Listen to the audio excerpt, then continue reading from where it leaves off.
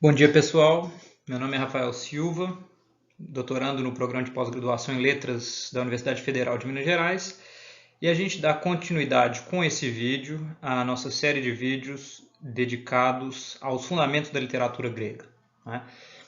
E hoje, ainda dentro do subgrupo Tradição Examétrica Arcaica, a gente se dedica a uma discussão em torno de Hesíodo, e tal como nas propostas feitas aos poemas de Homero, a Ilíada e a Odisseia, aqui a gente delineia uma espécie de abordagem geral, levando em conta a estrutura, sempre a partir de uma perspectiva literária, que vai então considerar aspectos como a própria obra, a questão da autoria, o contexto histórico de composição, mas eventualmente entrando em detalhes, não é? Naqueles que forem julgados interessantes, pertinentes.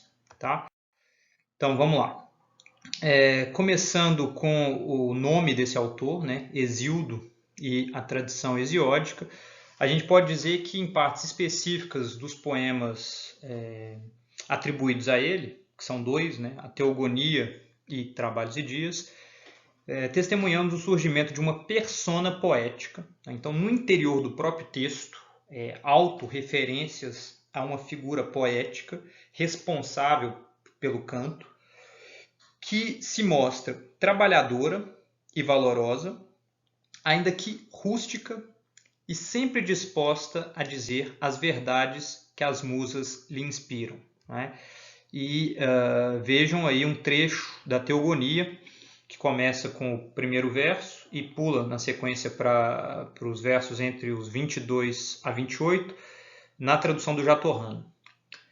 Pelas musas heliconíades comecemos a cantar. Elas um dia a Hesíodo ensinaram um belo canto, quando pastoreava ovelhas ao pé do Hélicon divino. Esta palavra primeiro disseram-me as deusas, musas Olimpíades, virgens de Zeus porta-égide. Pastores agrestes, vis infâmias e ventres só. Sabemos muitas mentiras dizer, símeis aos fatos, e sabemos, se queremos, dar a ouvir revelações. Eu não vou comentar aqui essa passagem, isso vai ser repetido logo na sequência, mas é interessante a gente notar já a figura dessas musas. Nós tivemos ocasião de tratar delas quando introduzimos a questão da poesia de modo geral na Antiguidade e de modo mais específico no período arcaico. Elas são divindades fundamentais para a compreensão da poesia, porque entendidas como divindades que encarnam, por assim dizer, que são palavra cantada. As musas, mais do que inspirarem um canto, elas são elas próprias canto. Uma vez que o canto tenha início num determinado contexto, é como se as musas, né, quando esse canto é inspirado, como se as próprias musas se materializassem ali. Não é? Então, elas são divindades fundamentais, né? Para se ter uma ideia, o próprio início da Teogonia, dos versos 1 a 115, é chamado de hino às musas, né? Por meio do qual, né, por meio desse hino, tais divindades da palavra cantada são celebradas por Hesíodo como a própria origem da poesia, própria origem dessa memória e dessa verdade que são encapsuladas nessa palavra cantada, ainda que portadoras de memória e de verdade, ao mesmo tempo também portadoras de esquecimento e prazer, já apontando para uma consideração, digamos, metalinguística, metapoética, uma vez que considerando a natureza da própria poesia, não é? Ou, se a gente quisesse expandir, da própria arte. Porque capaz de trazer memória, capaz de trazer a lembrança, e nesse sentido, guardadora, mantenedora da verdade, e o poeta, nesse contexto de Grécia arcaica, vai ser um porta-voz dessa verdade, vai ser um porta-voz dessa memória, mas ao mesmo tempo capaz de suscitar o esquecimento dos males, capaz de suscitar o prazer, né? Então, de levar a uma certa forma de engano. E não é por outra razão que o poeta vai dizer, ainda dentro desse hino às musas, né, no início da Teogonia, chamado Proêmio da Teogonia, vai dizer o seguinte: a elas, musas, na Piéria, unida ao pai, filho de Crono, pariu Memória, dirigente das ladeiras de Eleuteros, como esquecimento de males e suspensão de afãs. Por 9 noites com ela uniu-se o astuto Zeus, longe dos imortais, no sacro leito subindo. Mas quando o ano chegou e as estações deram a volta, os meses finando e muitos dias passaram, ela gerou 9 filhas concordes. Aqui na tradução do Christian Werner. Dando continuidade, temos a dimensão didática desses poemas. Ambos, tanto Teogonia quanto Trabalhos e Dias, são dotados dessa dimensão, né, de ensinamentos, embora em Trabalhos e Dias isso seja exacerbado, né, seja mais evidente, uma vez que ali a gente tem a presença explícita de um magister, de um mestre, de um professor, que é a própria persona de Hesíodo, ensinando lições éticas, morais e técnicas, sempre a partir de um fundo mitológico comum, a uma figura que é a de um discípulo, ou a de um pretenso discípulo, que é a figura de Pérsis, compreendido como o irmão de Hesíodo. Quem lê os Trabalhos e Dias vai se dar conta de que esse é um discípulo, digamos, contrariado, né? Pérsis parece ser caracterizado como uma espécie de irmão rebelde, um irmão não disposto a ouvir os ensinamentos da persona poética Hesíodo, não é? Mas ainda assim, no interior do poema, surge como esse que precisa ouvir tais ensinamentos para conseguir, digamos, se guiar pelos valores básicos da cultura da qual esses poemas surgem. Né? Então vejam esse trecho. Tu, ó Pérsis, isso deposita em teu ânimo, e a disputa sádica não te afaste o ânimo do trabalho, espreitando brigas da ágora como ouvinte. Pouco se preocupa com brigas e assembleias, quem dentro não encerra suficiente sustento sazonal que a terra produz, o grão de Deméter. Tendo-se disso fartado, brigas e discórdia ampliarias mirando bens alheios, e outra vez não te será possível agir assim. Vamos, agora nos seja a briga decidida com retos juízos, os que de Zeus são os melhores, pois já dividimos o patrimônio e muita outra coisa tentavas tomar e levar, enaltecendo os reis como presente, eles que querem esse juízo pronunciar. Tolos não sabem quão maior é a metade que o todo, nem quão grande valia a na malva e no asfódelo, pois deuses ocultaram e seguram o sustento dos homens. Aqui mais uma vez na tradução do Christian Werner, uma passagem de Trabalhos e Dias. Fica clara a representação negativa desse Pérsis, né, dado a disputas, a brigas, a uma tentativa de tomar parte da herança que coube à persona poética Hesíodo, uma vez que o próprio Pérsis já teria consumido a parte que lhe coubera. Vale a pena notar que o próprio nome Pérsis, etimologicamente, parece ligado à raiz de um verbo que significa arruinar. Né? Então, pode ser que haja um jogo poético na construção dessa figura. Né? Como a gente vai ter ocasião de dizer logo mais na sequência, questiona-se a natureza biográfica, né, pretensamente biográfica desse poema, na mesma linha em que questionamos a natureza biográfica da figura de Homero, né, quando lemos lá a Ilíada e a Odisseia. Aqui, contudo, a figura poética de Hesíodo aparece inserida no interior do próprio poema. Como nós vimos anteriormente, há uma autorreferência, não é, com o nome Hesíodo, e há passagens que fazem referência à sua infância, a passagens da sua vida, a esse irmão com o qual ele teria disputado por parte da herança. mas, dadas as características formais dessa poesia, né, a Teogonia tem algo como 1000 versos, Trabalhos e Dias algo como 800, mas todos eles compostos em hexâmetros datílicos, naquela mesma chave que vimos com referência à poesia de Homero, com o uso de fórmulas, com o uso de alguns epítetos, com formações empregando paralelismos, composição anelar, né? Então com repetições, levando os estudiosos a imaginar que do mesmo fundo poético existente nos poemas homéricos teria surgido também essa tradição hesiótica. Então, o que a gente entende é, embora a persona poética dê algumas indicações biográficas, aí entendida a palavra entre aspas, como o nascimento em Cime, a sua infância na cidade de Ascra, um pai de origem humilde, o seu próprio trabalho pastoril, certos conflitos com o irmão Perses por conta da partilha da herança, atualmente, acho que a maior parte dos helenistas considera que Hesíodo, assim como Homero, é o nome que os povos helênicos atribuíram a uma longa tradição de poesia oral, desenvolvida durante séculos de performances poéticas, improvisadas por meio de versos épicos, que são os hexâmetros datílicos, compostos com certas fórmulas e epítetos, entremeando a narrativa mitológica, na qual subsistem os valores éticos e morais defendidos por essa sociedade.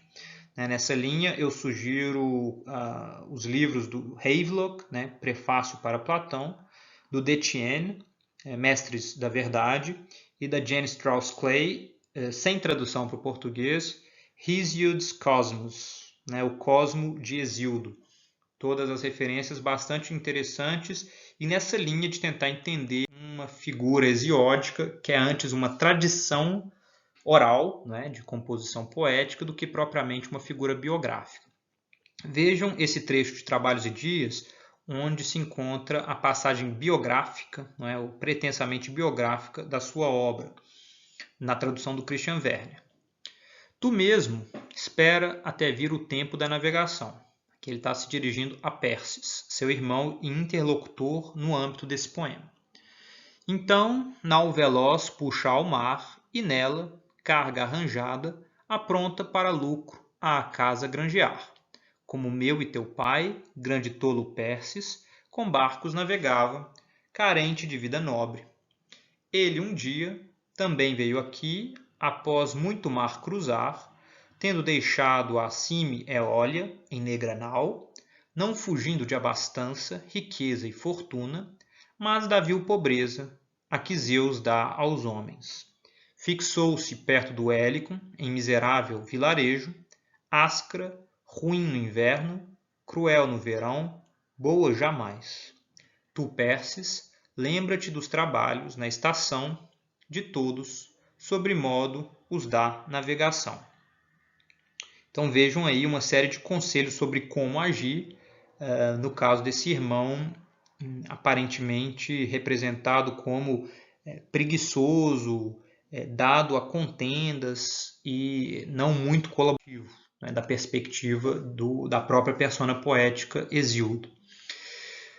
Se aquela dimensão biográfica é de alguma forma, digamos, deixada de lado ou não tão desenvolvida nas abordagens mais contemporâneas, uma abordagem sociológica que leva em conta uma dimensão social é cada vez mais encontrável, não é?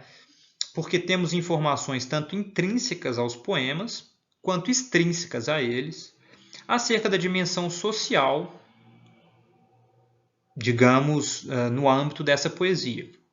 Então a gente encontra pressões sociais internas indicando uma crise fundiária, como os conflitos intrafamiliares, aí no caso da família de Hesíodo, na disputa entre ele e seu irmão Perses, bem como conflitos entre diferentes, digamos, classes, grupos sociais e mesmo cidades, levam a crer num estado de, digamos, stasis, a palavra grega que significa algo como rebuliço social, reviravolta social, no limite, inclusive, guerra civil, né? Então a gente encontra isso que historiadores vão apontar como característico de um período dentro do período arcaico e, em alguns sentidos, chegando até o período clássico da antiguidade grega, que tem relação com a posse da terra. Né? Isso tem a ver com questões de hereditariedade, né? A transmissão da posse da terra para os filhos do sexo masculino, levando, não é, com o fato de eles se casarem, desenvolverem eles próprios suas famílias e na sequência legarem suas terras também para seus filhos do sexo masculino, há um problema de escassez da terra, porque a terra, né, que antes abastecia uma família, depois de 3 gerações passa a ter que abastecer no mínimo, enfim, isso pode variar, mas algo como 3, 4, 5, 6, 10 famílias, né? A depender então do número de filhos do sexo masculino que esses pais de família vieram a ter, né?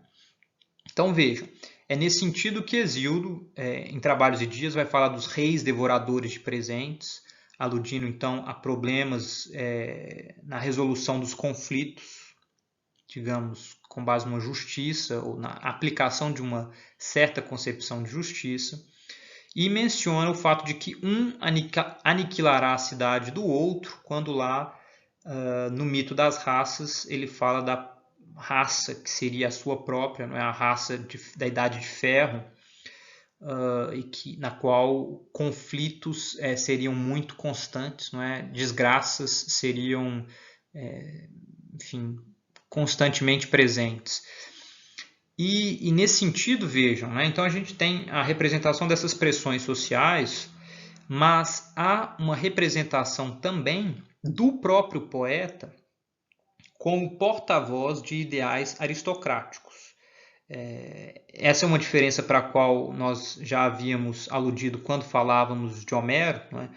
Homero representando, antes de tudo, uma perspectiva aristocrática guerreira, Hesíodo, o mais das vezes, encarnando um ideal, digamos, de trabalhador agrário, né, rural, sobretudo em Trabalhos e Dias, mas ele também vê a necessidade, digamos, provavelmente enquanto poeta histórico, né, enquanto tradição poética de uma perspectiva histórica, a encarnar determinados valores aristocráticos. Isso está no âmbito de alguma pressão, não é? Isso não é isento de contradições, por assim dizer.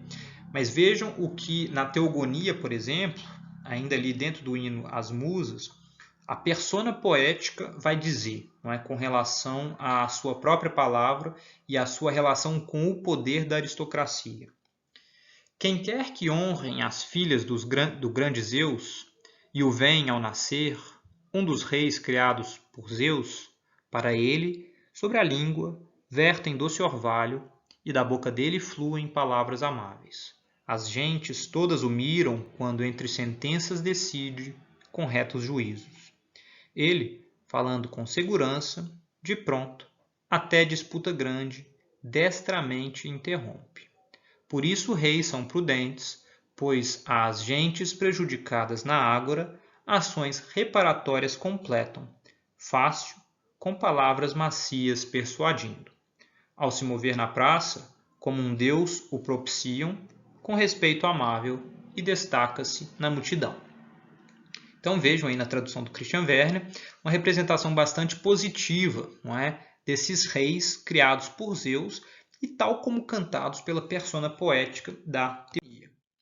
Mas essa persona poética, provavelmente refletindo então questões histórico-sociais próprias da sua época, dirige-se a membros de uma aristocracia tradicional, dos quais certamente dependia, e nesse sentido se faz porta-voz, sim, de alguns de seus valores, mas ao mesmo tempo, digamos, dirige-se também a uma classe de pequenos proprietários, com as quais, inclusive, a persona poética parece se identificar mais imediatamente, não é? de pequenos proprietários de terra responsáveis por cultivar os próprios campos, tratar dos próprios animais, certamente com o apoio de alguns escravos, né, de mão de obra escrava, como aconteceu durante a maior parte, durante toda a antiguidade, né? E nesse sentido, a persona poética presente em Teogonia e em Trabalhos e Dias parece buscar um difícil equilíbrio entre as prerrogativas aristocráticas, né, do grupo de nobres e as demandas do outro grupo, composto por trabalhadores agrários. Vejam, num trecho de Trabalhos e Dias, na tradução do Christian Werner, o que vai ser dito. Agora, história aos reis contarei, eles conscientes, que muito no alto, entre nuvens, levava dominado este, tristemente. Assim dirigiu-se Falcão a Rouxinol, pescoço variegado. Né? Começando aqui o trecho de novo, eu tinha pulado 2 versos. Agora história aos reis contarei, eles conscientes. Assim dirigiu-se Falcão a Rouxinol, pescoço variegado, que muito no alto, entre nuvens, levava dominado. Então aqui uma fábula, né? Do Falcão com o Rouxinol. Este, tristemente, transpassado por garras recurvas, chorava, e aquele, sobranceiro, o discurso lhe disse: Insano, por que guinchas? Tente um muito melhor. Irás aonde eu te levar, embora sendo um cantor.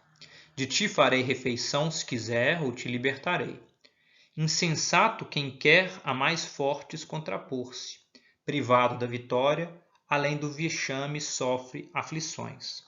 Assim falou o falcão voa ligeiro, ave asa comprida. Eu acho difícil não ver, não é, digamos, o sentido dessa fábula, tal como introduzida pela persona poética de Trabalhos e Dias, não é? O paralelismo entre a posição dos reis e do falcão, por um lado, e dos aedos, dos cantores, dos poetas, e a do rouxinol, por outro, é muito evidente. Não é? Os poetas, não é? Os aedos, os rapsodos, são dependentes econômicos, no primeiro nível, mas num nível mais amplo, dependentes socialmente da classe aristocrática, representada aqui pelos reis, não é? Pelos basileis. E, nesse sentido, essa persona poética apresenta uma consciência muito aguda do seu papel e do papel da sua poesia face a esse grupo social. Né? Ele vê, certamente, as contradições de interesses, mas reconhece, ao mesmo tempo, a necessidade de se fazer porta-voz desses interesses. Aqui, de forma mais geral, entrando, digamos,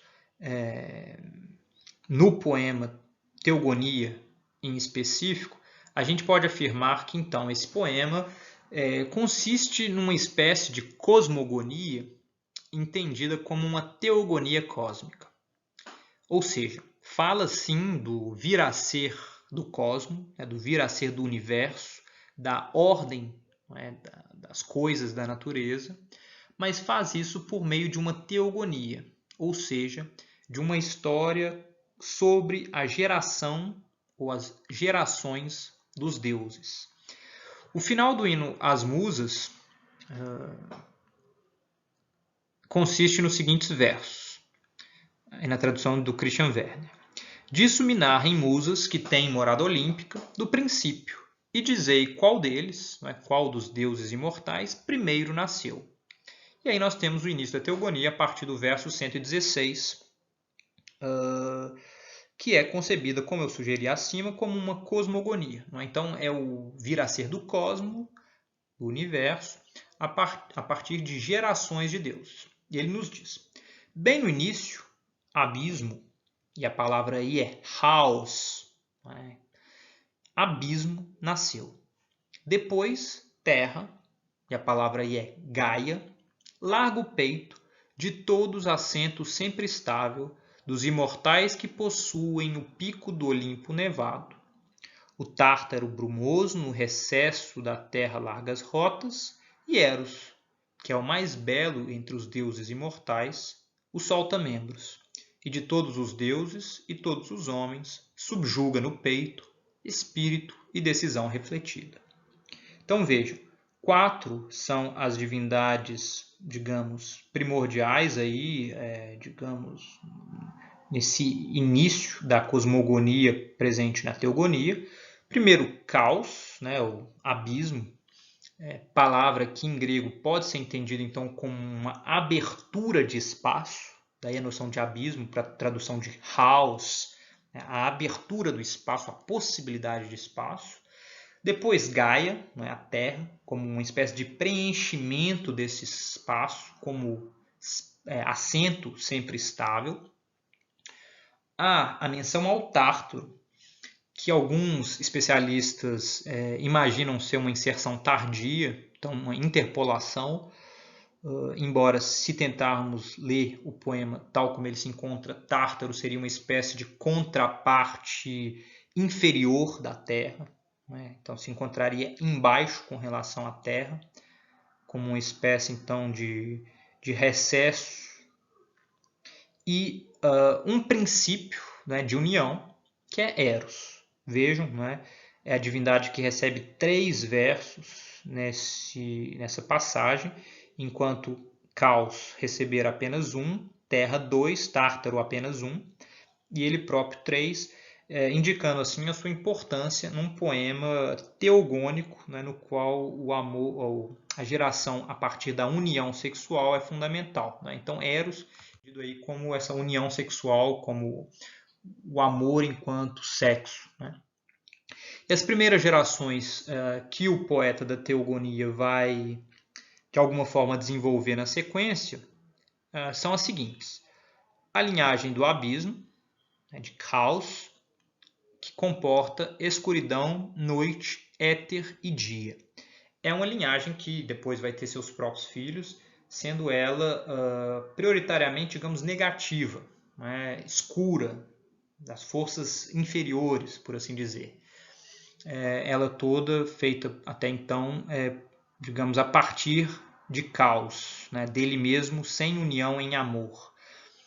Na sequência a gente tem a linhagem de Gaia, que a princípio reproduz céu, né, Urano, a partir de si mesmo, né, então como se por cisparidade, e unidos ambos, Gaia e Uranus, sexualmente produzem montanhas, ninfas, mar, titãs, dentre os quais Oceano, Coio, Creio, Hipérion, Jápeto, Teia, Reia, Norma, Memória, Febe, Tetis e Crono, além dos Ciclopes, Trovão, Relâmpago e Clarão, e os hecatônquiros, Coto, Briareu e Giges.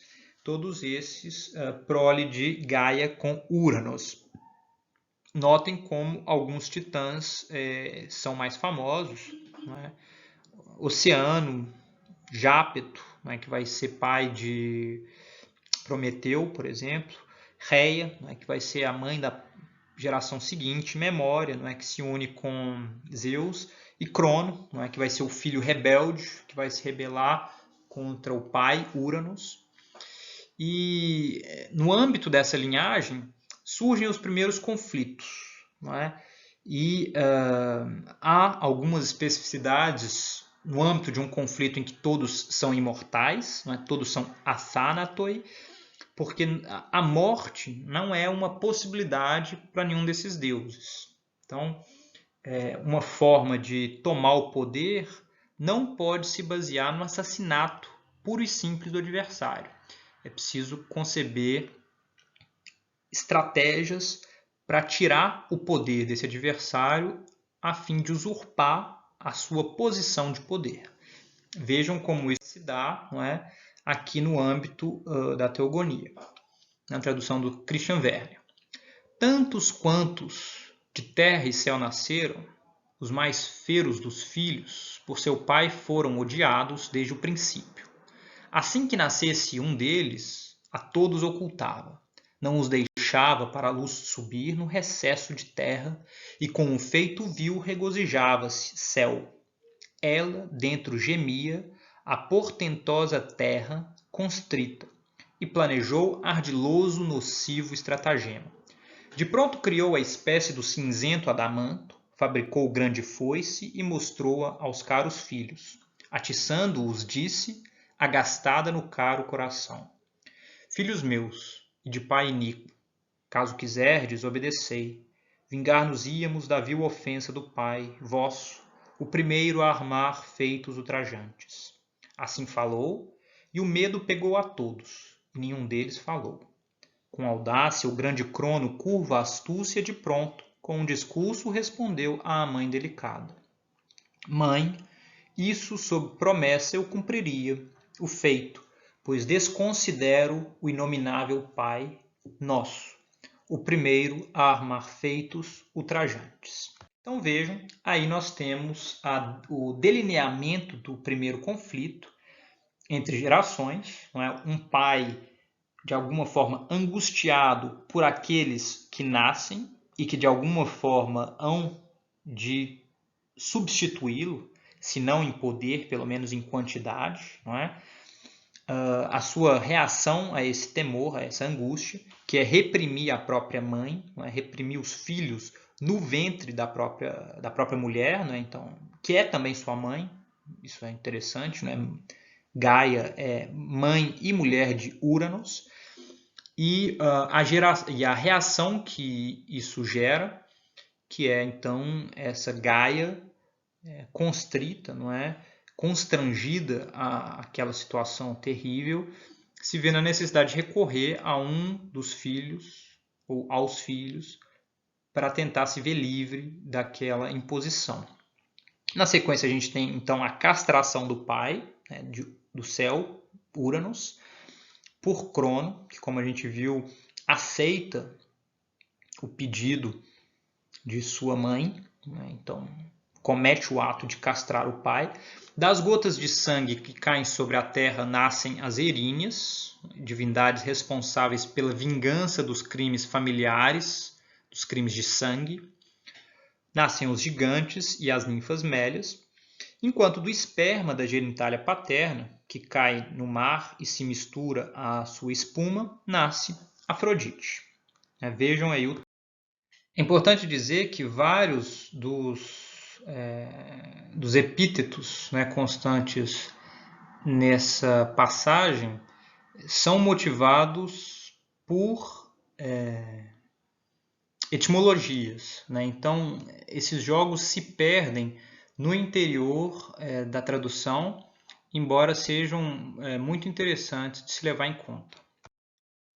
Na sequência, a gente tem, então, as segundas gerações. Não é? No caso da geração da noite, sina, perdição, morte, sono, sonhos, pecha, agonia, Hespérides, moiras, dentre as quais Cloto, Láquesis e Átropos, além de indignação, farsa, amor, velhice, disputa, labor.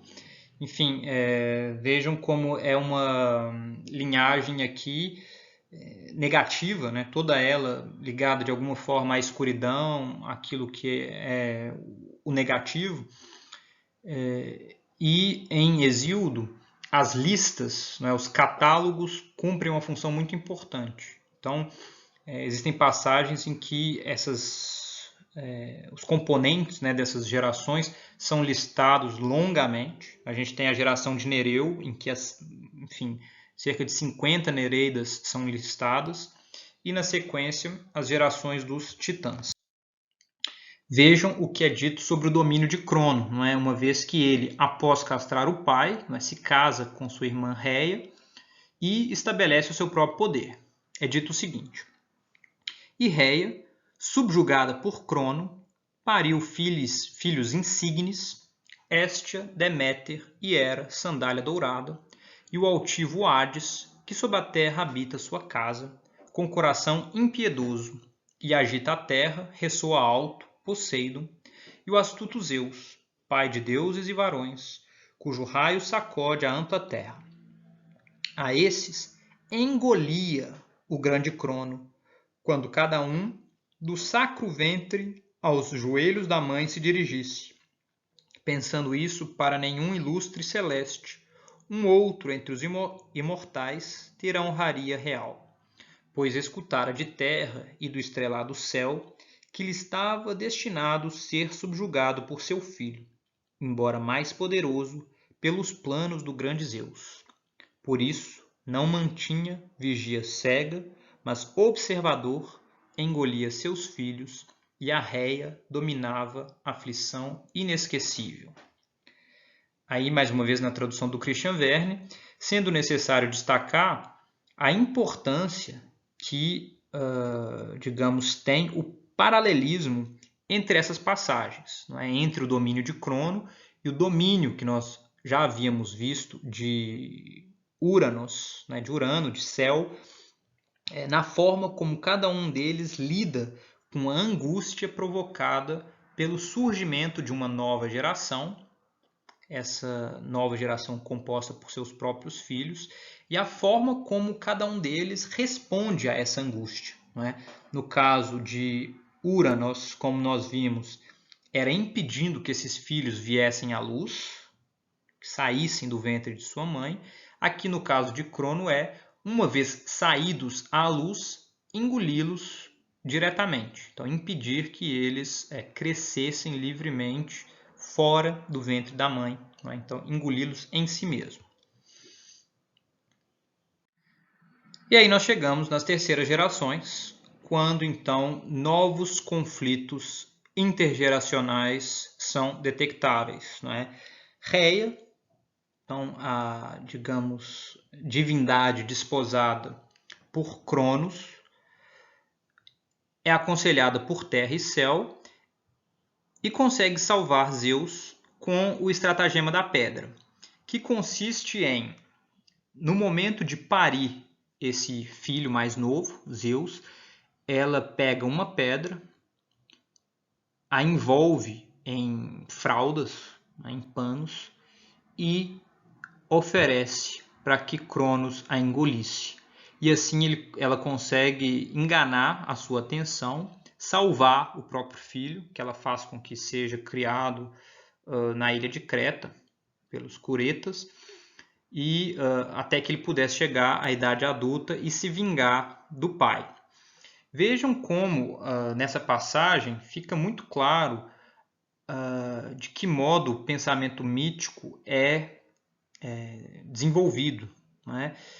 Não há realismo, não é? Uma vez que Crono não nota que está engolindo uma pedra, ao invés de um ser, né? Ao invés de uma criatura, de uma divindade, que seria seu filho. E aqui alguém poderia se perguntar como ele não nota isso. Por outro lado, também a não preocupação com a linearidade temporal. Não é?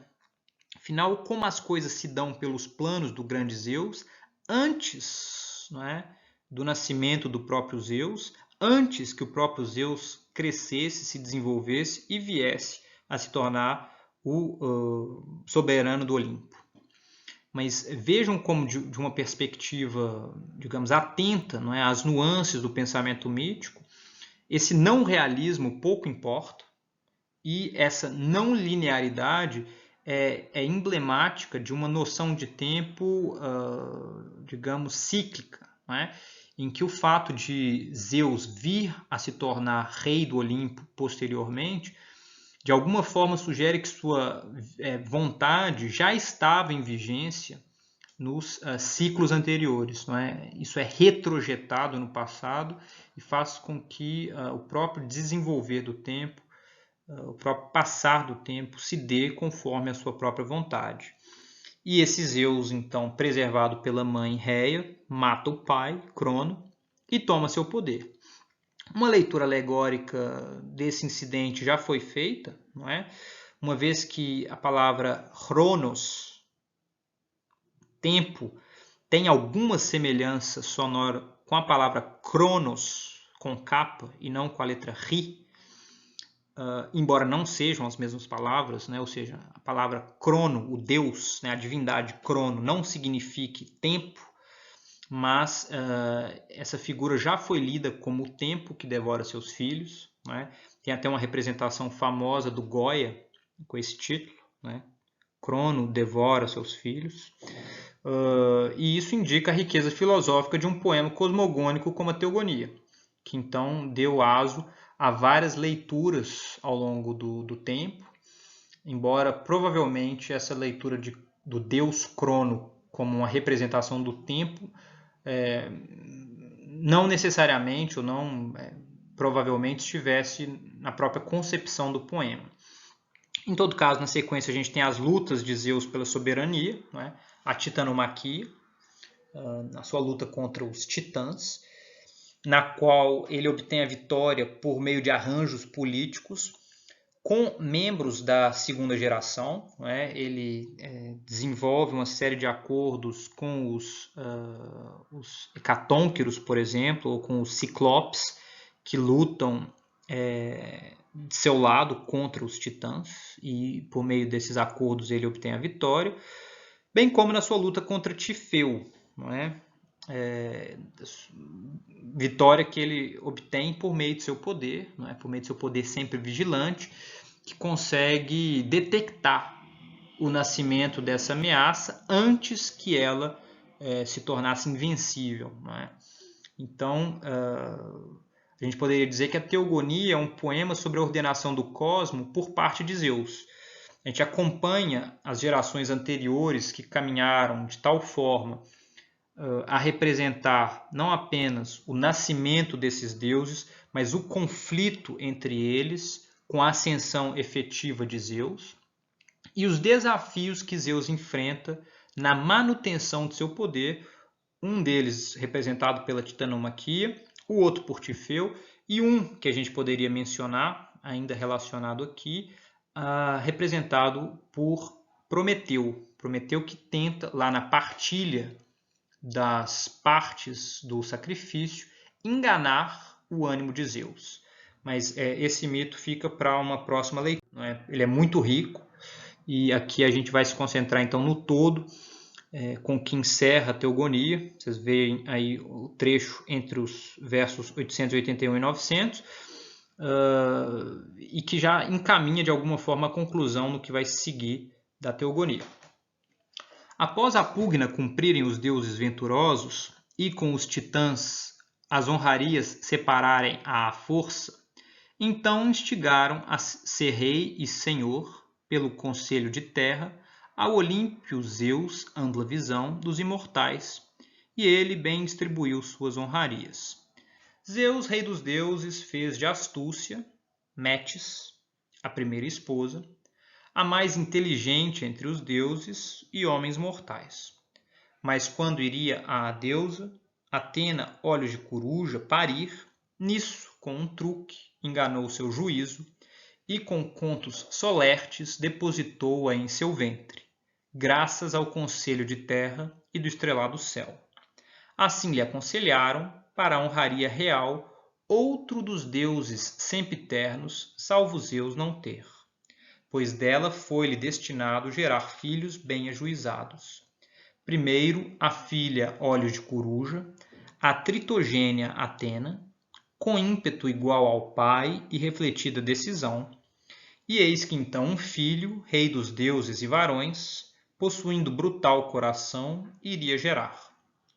Mas Zeus depositou-a antes em seu ventre, para a deusa lhe aconselhar o bom e o mal. Vejam como essa passagem encerra a sequência de paralelismos aos quais nós vínhamos chamando atenção, referentes lá às narrativas sobre Uranos e seus filhos, Cronos e seus filhos. Por quê? Assim como Uranos tentou responder à sua angústia relativa às suas gerações de filhos, e Cronos também, né? O primeiro deles impedindo que os filhos viessem à luz, o segundo engolindo-os tão logo eles saíssem do ventre materno, Zeus, ao ser informado da ameaça representada pela linhagem que ele teria a partir de suas cópulas com a deusa Astúcia, com a deusa Metis, ele engana a própria Astúcia e absorve essa astúcia, ele engole a própria mulher, então a própria mãe dos filhos que representariam um perigo para ele, para o seu poder, e de alguma forma absorve a astúcia. A gente vai ter ocasião de falar sobre a representação dessas figuras logo mais, mas em todo caso é preciso notar que Zeus de alguma forma desenvolve habilidades que seus antecessores jamais foram capazes de desenvolver. E é assim que ele firma seu poder, não é? E desenvolve o cosmo a partir daí, não é? Com cópulas divinas e linhagens novas. Não é? Com astúcia ele concebe Atena, com Norma ele concebe as estações, decência, justiça, paz, moiras e graças. Com Deméter ele concebe Perséfone, com Memória as 9 musas, com Leto, Apolo e Ártemis, né, os gêmeos, com Hera ele concebe Juventude, chamada Hebe, Ares e Eleitia, a parteira, né, sendo que Hera concebe Hefesto sozinha. Né. Com Maia, Zeus concebe ainda o deus Hermes, né, um dos mais jovens dos deuses. E dentre as cúpulas de Zeus com humanas, cumpre destacar Dioniso, que nasce de sua cópula com Semele, e Héracles, que nasce de sua cópula com Alquimena. Ambos ascendem à divindade, né? Se tornam deuses. Dioniso, inclusive, um dos deuses olímpicos. Héracles ascende à divindade também, tal como a gente vê representado em alguns de seus. Se a gente parar para analisar de forma bem rápida a questão da leitura desses mitos, não é? De forma geral, é possível notar uma gradual antropomorfização dos deuses a partir de forças da natureza. Então, as primeiras gerações são mais inumanas, não é, do que as últimas. Né? São, por exemplo, representações de terra, representações de céu, representações do abismo, né? Então do espaço aberto, da noite, do dia e assim por diante.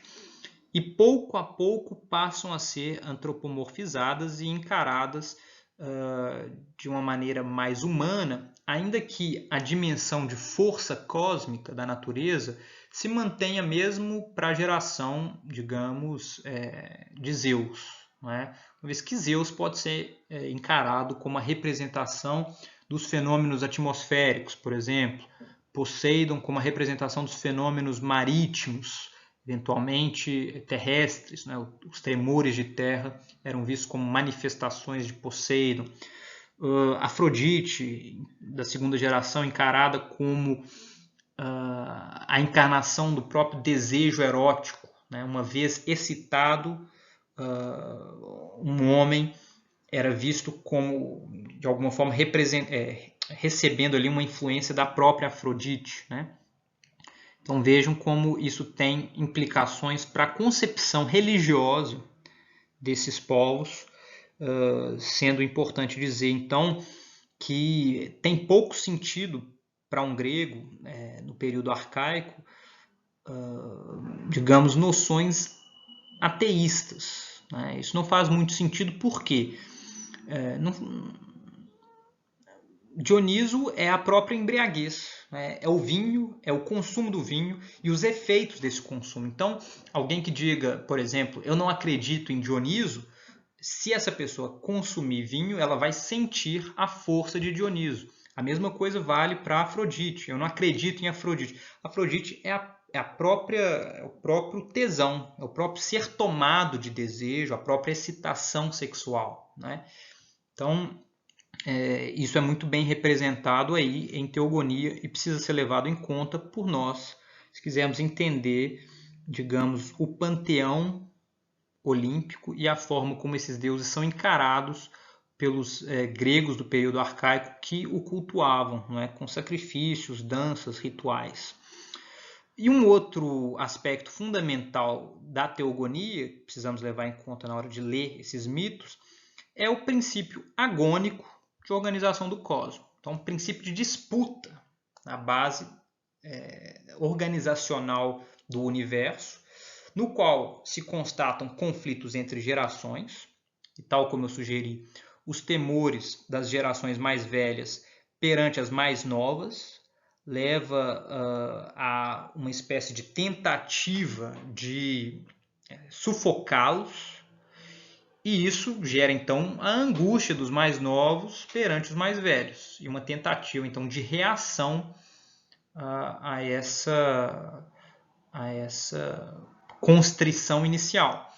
E há também um conflito entre gêneros, né, entre o masculino e o feminino, porque detectamos a desconfiança do elemento masculino perante o feminino ao longo de vários desses incidentes e as objeções do feminino com relação aos excessos de violência, aos excessos cometidos pelo elemento masculino. Isso aponta para a possibilidade de análise estrutural, né, ou estruturalista desses conflitos, chamando atenção para simetrias e dissimetrias, a fim de delinear de que modo o ordenamento cósmico vem a ser alcançado pelas estratégias de Zeus, na linha do que foi proposto por estudiosos como Marcel Detienne e Jean-Pierre Vernon. Né? E uma coisa que eu já gostaria de deixar claro aqui, desde logo, é esse conflito entre gêneros, tal como presente nos próprios mitos das gerações de deuses, ele faz parte de uma visão de mundo muito própria da Grécia antiga, de modo geral, mais especificamente da própria Grécia arcaica, que é, digamos, fundada numa visão de mundo profundamente misógina. Não é? Eu não vou entrar em detalhes, por exemplo, do mito de criação de Pandora, né, a primeira mulher. Vou falar um pouco sobre isso no final da apresentação, mas a concepção hesiódica da função da mulher na sociedade grega é muito negativa. Não é? E isso, obviamente, fica presente ao longo desses conflitos entre as gerações de deuses, na medida em que as divindades femininas elas respondem às agressões masculinas sempre com artimanhas, com subterfúgios, sendo, portanto, dignas da vigia, né, digamos, do cuidado de seus maridos, né, de suas contrapartes masculinas. Então, isso eu gostaria de chamar muito a atenção, porque é uma característica, poderíamos dizer, da sociedade grega, de modo geral. Isso seria visível em outros poemas, em outras obras, como, por exemplo, no célebre poema de Semônides de Amorgos, né, o poema chamado Sobre as Mulheres, mas no mito de Pandora também, e presente aqui nesse trecho.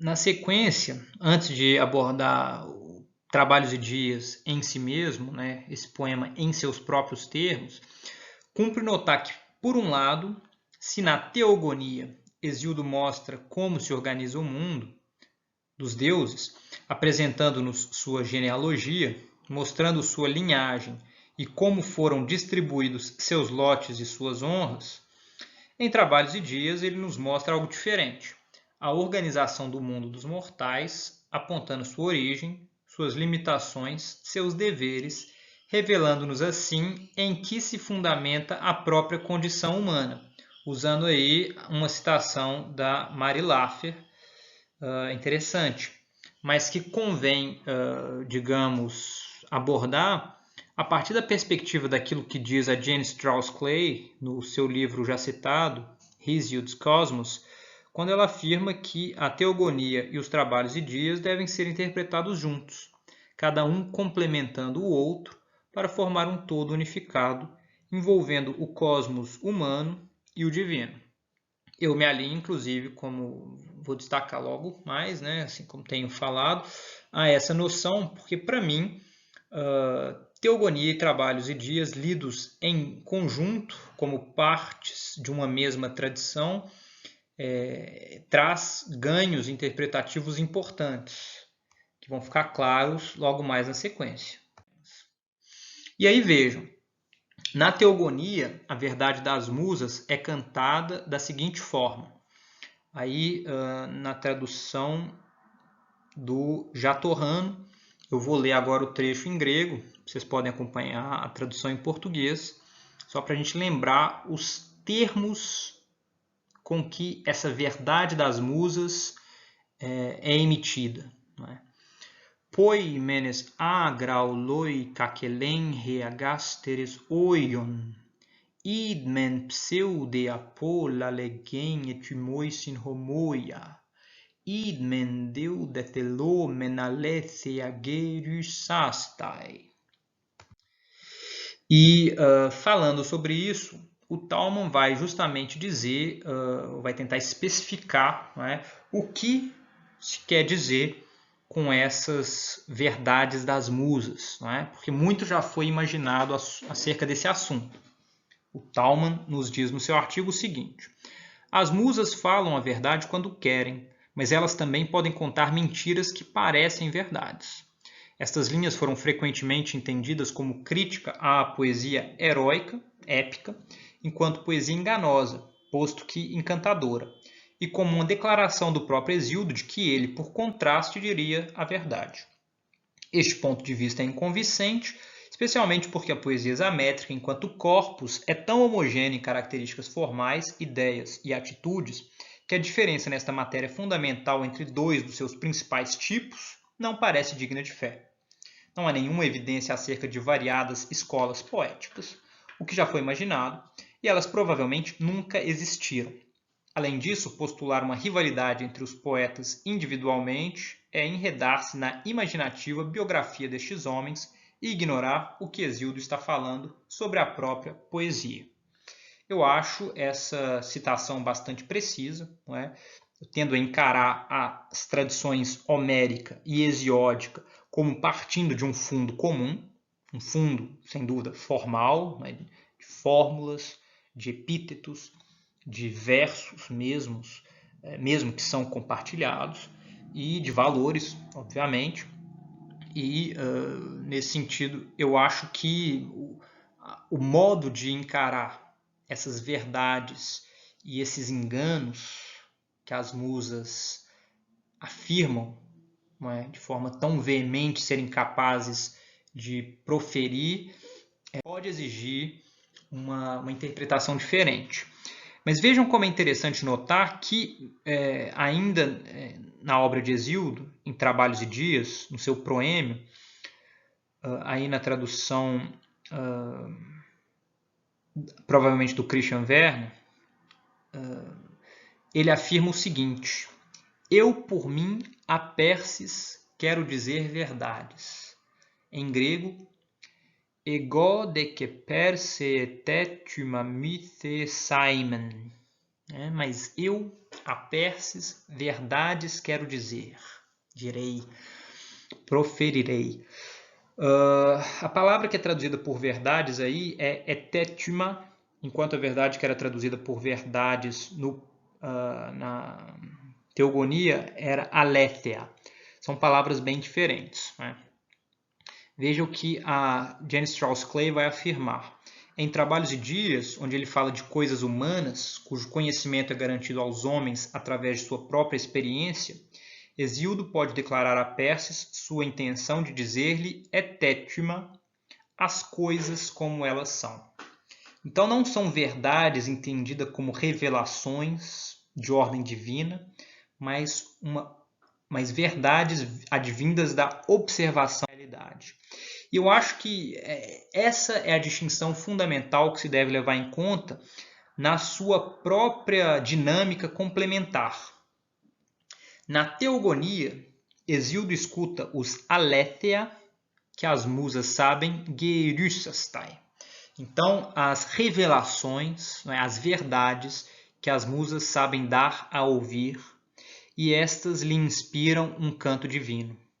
Enepneusandemoi aoiden thespin. Já em Trabalhos e Dias, é o próprio Hesíodo quem afirma etetima mythe seimen, querer dizer verdades, fatos, né? E aí vejam, na teogonia a gente tem uma forma de veridicção que é mais própria da divindade, da inspiração divina, enquanto em Trabalhos e Dias nós temos uma forma de dizer a verdade que é mais própria da esfera humana, da observação do cotidiano de quem trabalha, de quem precisa do trabalho para sobreviver. Não é? E nesse sentido é muito interessante levar em conta o tratamento que essa tradição hesiódica vai dar à noção de eris. Né? É isso que a gente pode entender como disputa, como desejo daquilo que pertence ao outro, no limite até inveja, não é? Na sua conotação mais negativa, porque o tratamento conferido a essa noção em cada um dos dois poemas atribuídos a Hesíodo não é precisamente a mesma. Né? Então, isso vale a pena levar em conta. Vejam aí a representação da eris, palavra que em grego antigo significa disputa, na teogonia. Pariu ainda Nêmesis, ruína dos perecíveis mortais, a noite funérea. Depois pariu engano e amor, e velhice funesta, e pariu Eris, de ânimo cruel.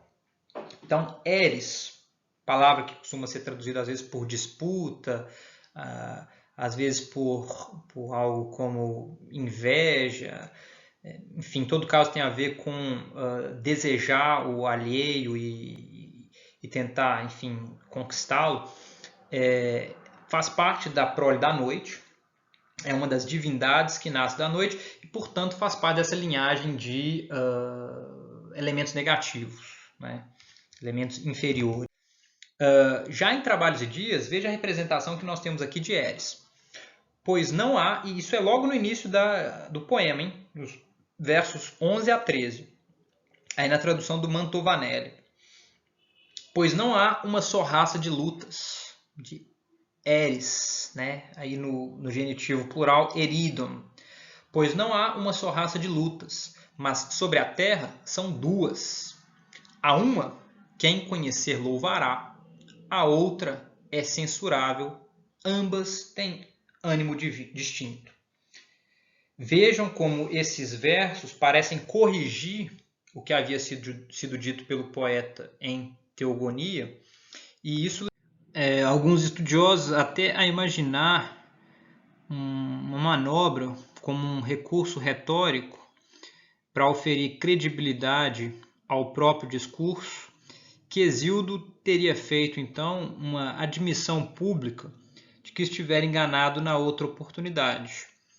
Esse é o posicionamento do Glenn Most, um editor e tradutor do texto de Hesíodo para o inglês, tal como proposto aí na citação do Mantovanelli. Então, segundo esse estudioso, o posicionamento de Hesíodo na teogonia teria sido corrigido na ocasião posterior de Trabalhos e Dias, e para isso, inclusive, a própria fixidez, né, da escrita seria uma espécie de explicação dessa espécie de correção feita pelo próprio poeta, pela própria persona poética. Mas a gente pode levar em conta também a proposta feita pela Jane Strauss Clay, que vai nos dizer o seguinte. Falando sobre Eris, ele, Hesíodo, revisa o ensinamento anterior das musas, contando-nos que na Terra existem duas Érides, não uma como defendido na Teogonia. O que isso significa é que, do ponto de vista dos deuses, há apenas uma Eris, enquanto para a humanidade existem duas. Então vejam, eu aqui me alinho muito mais a essa proposta da Clay do que a de imaginar uma correção por parte de Hesíodo. Eu não acho que há contradição.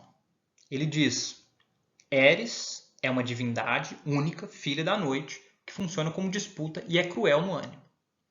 Mas quando essa Eris é vista da perspectiva humana, ela surge muito mais complexa. Por quê? Ela pode ser tanto positiva quando Eris leva, digamos, trabalhadores que desejam produzir tanto quanto seus companheiros a trabalhar mais, quando leva um poeta a se superar, porque, digamos, motivado por Eris, é levado então a superar seu adversário, por exemplo. Mas Eris também é muito negativa porque leva então um vizinho a destruir o bem do seu vizinho, leva um irmão a cobiçar o bem do seu irmão e a traí-lo. Então, isso aponta, na minha leitura, aqui seguindo as propostas da Jane Strauss Clay, a compreensão de que a natureza humana, ou a natureza da existência humana, não é passível de aletheia, de verdades de ordem divina, mas sim de etétima, que são, sim, passíveis de contradições internas, né? E, a meu ver, esse sistema de contradições perpassa Trabalhos e Dias de forma muito produtiva, né? A gente detecta aí a recorrência a certos oxímoros, como por exemplo, a metade vale mais que o todo, o fácil desde então é, embora seja difícil, que leva então estudiosos a dizerem que esse pensamento seria tudo menos sistemático. A própria contradição para a qual nós acabamos de aludir, né? Então, num poema dizer que há uma Eris, no outro dizer que na verdade são duas. Mas quando a gente se dá conta, né, da manipulação por parte dessa tradição poética de duas ordens de verdades, os aletheia por um lado e os etétima por outro, surge a chave para a compreensão de inúmeras das aparentes contradições do sistema desenvolvido por Hesíodo. Então vejam, a meu ver, há sim uma complementaridade entre os dois poemas, como fica claro no caso das duas Érides, da própria narrativa relativa ao mito de Prometeu, ao modo como ele tenta enganar Zeus, e a partir daí toda uma carreira de reações é desdobrada, no mito das 5 raças, não é? E tal como vai ser sugerido pela Jane Strauss Clay, os relatos das duas Érides, de Prometeu e das 5 raças, são complementares e partilham um motivo comum. O que é belo e atrativo revela-se mal, ou no mínimo ambíguo, enquanto o aparentemente feio pode esconder algo benéfico. Assim, Eris, ruim o bastante para ser expulsa do céu, pode tomar um aspecto positivo quando Zeus a colocar nas raízes da terra. Vejam, então, como a Clay sugere uma leitura compreensiva dos dois poemas, notando as nuances e o que essas nuances, mesmo no âmbito das aparentes contradições, sugerem em termos de pensamento. Né? Porque muito do pensamento arcaico vai ser desenvolvido nessa linha. A filosofia dita pré-socrática, né, da qual eu destacaria, por exemplo, Heráclito, vai trabalhar, digamos, produtivamente com contradições. Né? Contradições não são contrárias ao pensamento, mas são motores do pensamento lógico. Né? Elas dão a pensar. Então é nesse sentido que a gente pode levar em conta ainda o termo aidos, traduzido frequentemente por vergonha, eventualmente falta de vergonha, no âmbito desse poema. Vejam, eu trago aqui os trechos em grego para que a gente acompanhe os próprios termos gregos, que colocam o tradutor em apuros, porque nem sempre são traduzíveis pelo mesmo termo sempre em português, quando ele vai tematizar essa questão da vergonha em Trabalhos e Dias. Não terá alegria o que jura certo, nem o justo, nem o bom, mas ao que é perverso e desmedido o povo estimará. É a lei do mais forte e pudor não haverá.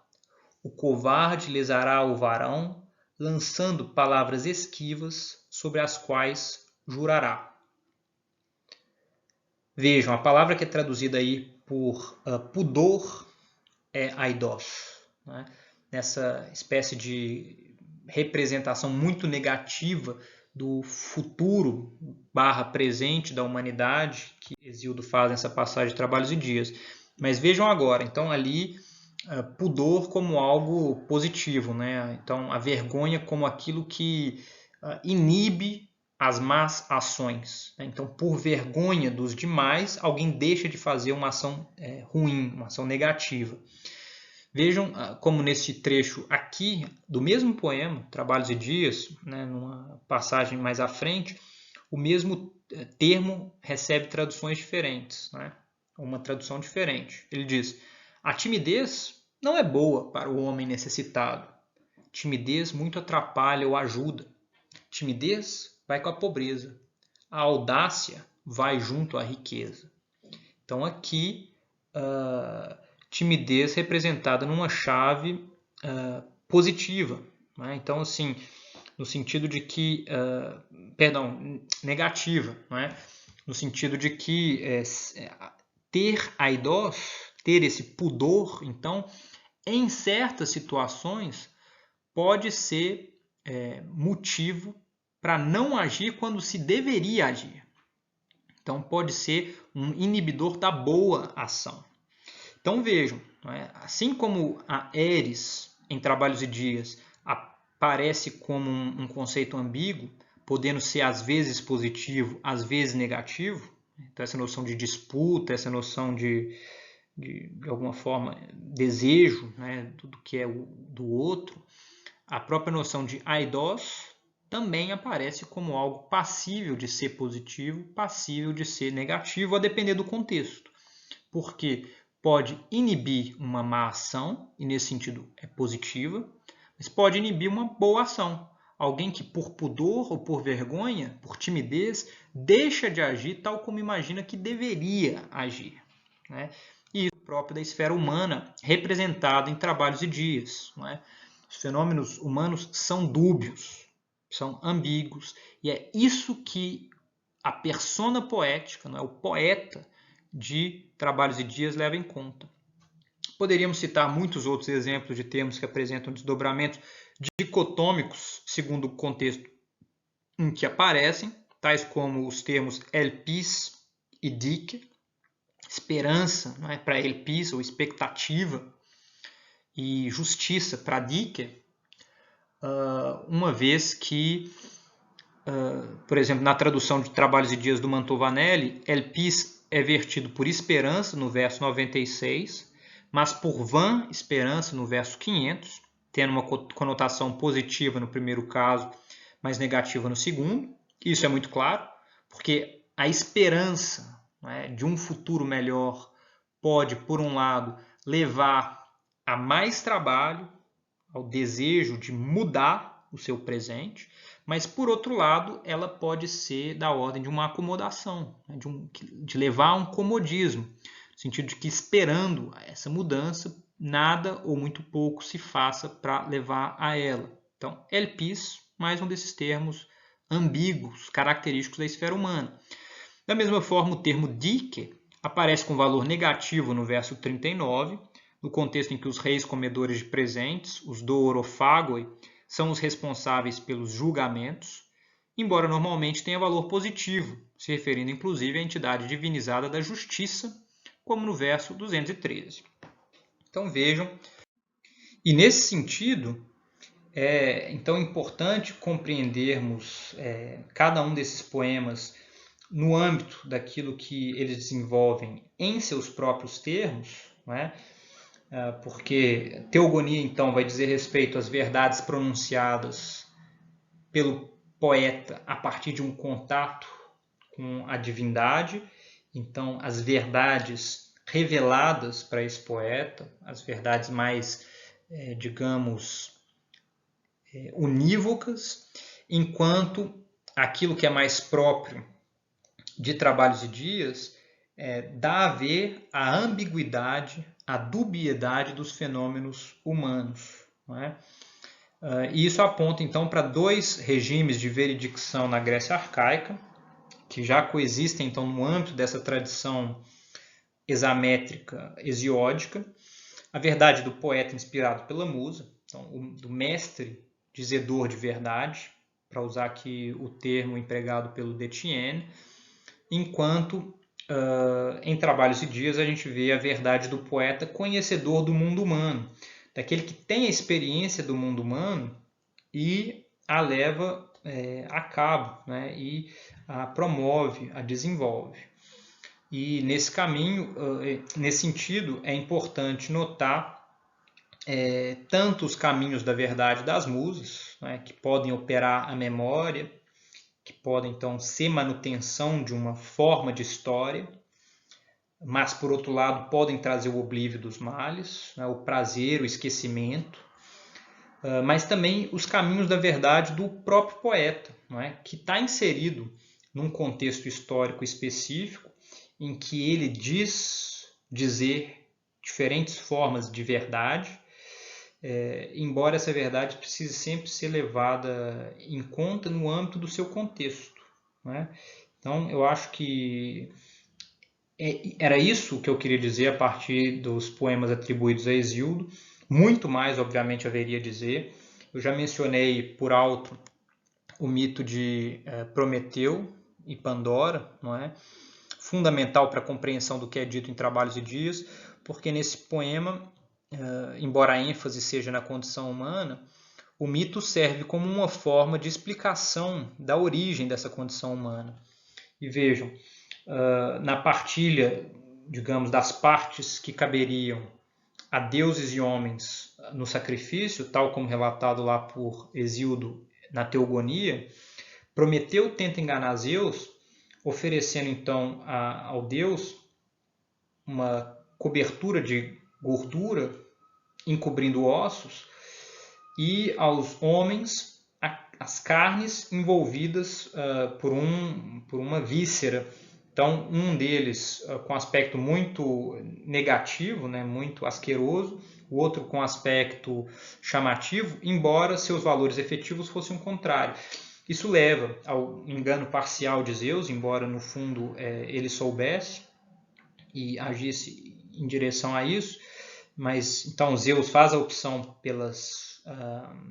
pela capa de gordura com os ossos, justificando assim o porquê de gregos, né, do período histórico oferecerem aos deuses, sobretudo, a queima dos ossos e da gordura, enquanto os homens receberiam a parte de carne, que seria consumida após o sacrifício. Mas isso promove, como reação da parte de Zeus, a necessidade de punição dos homens, que recebem então essa melhor parte, dos homens mortais, dos quais é tomado então o fogo. A forma de assar essa carne, a forma de perpetrar esses sacrifícios, né? E Prometeu, tomando mais uma vez parte ao lado dos seres humanos, ele rouba o fogo de volta para os seres humanos e os devolve, e Zeus concebe uma punição, a última, né, aos seres humanos munidos mais uma vez do fogo, que é a fabricação da primeira mulher, chamada Pandora. Eu fiz a análise desse mito em outra ocasião, não vou retomá-la detalhadamente aqui, não é? Aqui é só a guisa de uma breve menção, mas é interessante que parece haver a humanidade antes de Pandora. Então há aquilo que são chamados antropoi, a humanidade entendida enquanto espécie geral.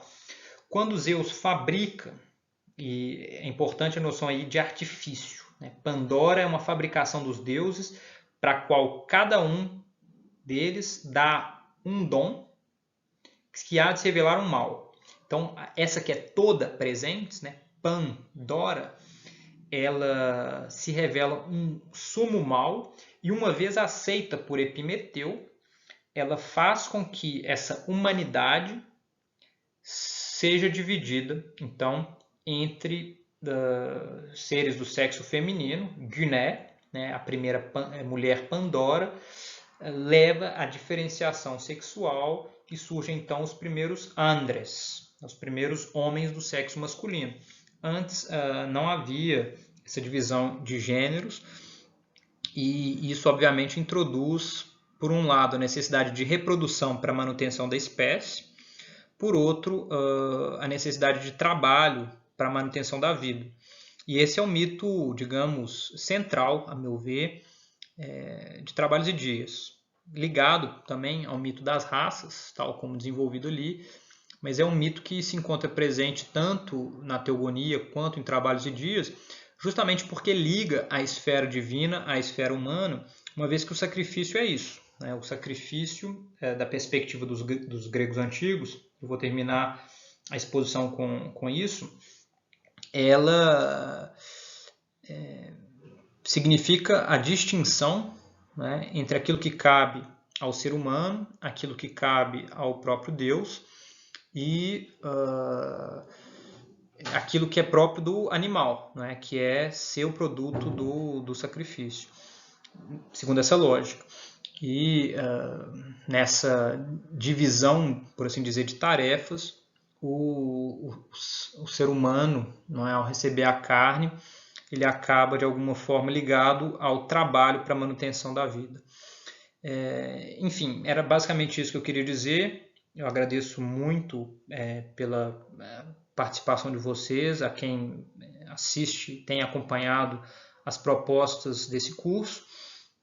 E na sequência vamos propor também aulas sobre os hinos homéricos e ainda na chave, né, da tradição examétrica arcaica, e na sequência algumas aulas sobre a poesia lírica arcaica, Arquíloco, Safo, Solon, entre outros.